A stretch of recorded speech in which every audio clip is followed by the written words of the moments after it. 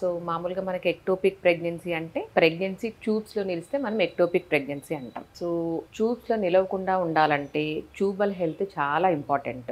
కొంతమంది పేషెంట్స్కు repeated white discharge వల్ల infections ఉంటుంది, పిఐడి అంటాం, పెల్విక్ ఇన్ఫ్లమేటరీ డిసీజ్. అప్పుడు ట్యూబ్స్ ఇన్ఫెక్షన్ ఉన్నా, ఒకవేళ ట్యూబల్ సర్జరీస్ అయినా, ఎండోమెట్రియోసిస్ హార్మోనల్ డిజార్డర్ ఎండోమెట్రియోసిస్ ఉన్నా, ట్యూబ్స్ స్వాలోన్ అయ్యి ఒకవేళ డిసీజ్డ్ అయినా కూడా, అన్హెల్దీ ట్యూబ్ ఉన్నా కూడా ఈజీగా ఎక్టోపిక్ ప్రెగ్నెన్సీ వచ్చేస్తుంది. సో నార్మల్ ప్రెగ్నెన్సీ వాళ్ళకి ఏం ట్రీట్మెంట్ లేకుండా వచ్చిన వాళ్ళకి 1 in 30,000 ప్రెగ్నెన్సీస్లో ఎక్టోపిక్ చూస్తూ ఉంటాం. ఐవీఎఫ్ ప్రెగ్నెన్సీలో 2% రిస్క్ ఉంటుందన్నమాట. సో చాలా మంది అనుకుంటారు ఐవీఎఫ్లో మనం ఎంబ్రియోస్ తయారు చేసిన తర్వాత గర్భసంచిలో ఇన్సర్ట్ చేస్తాం, ఎక్టోపిక్ ఎలా వస్తుంది అనుకుంటూ ఉంటారు. సో ఇది గర్భసంచి, మనం ఐవీఎఫ్లో సో యుట్రస్ మిడ్ క్యావిటీలో మనము ఎంబ్రియోస్ రిలీజ్ చేస్తాం. సో అలాంటప్పుడు ఇక్కడే ప్రెగ్నెన్సీ రావాలి, ట్యూబ్స్లో ఎందుకు వస్తుంది? సో నేను ఆల్రెడీ ఇంతకుముందు చెప్పినట్టు ట్యూబ్స్ అన్హెల్దీ ఉన్నా కూడా, ఒక్కొక్కసారి యుట్రైన్ లోపల ఎండోమెట్రియం అన్హెల్దీ ఉన్నా, అడెహెషన్స్ యాషర్మన్ సిండ్రోమ్ ఉన్నా, ఏదైనా సర్జరీస్ అయినా కూడా, లేకపోతే ఒక్కొక్కసారి యుట్రస్ కూడా కాంట్రాక్ట్ అవుతుంది అనమాట. ఒకసారి కాంట్రాక్ట్ అయినప్పుడు కూడా ఎంబ్రియోస్ డిస్ప్లేస్ అయ్యే అవకాశాలు ఉంటాయి.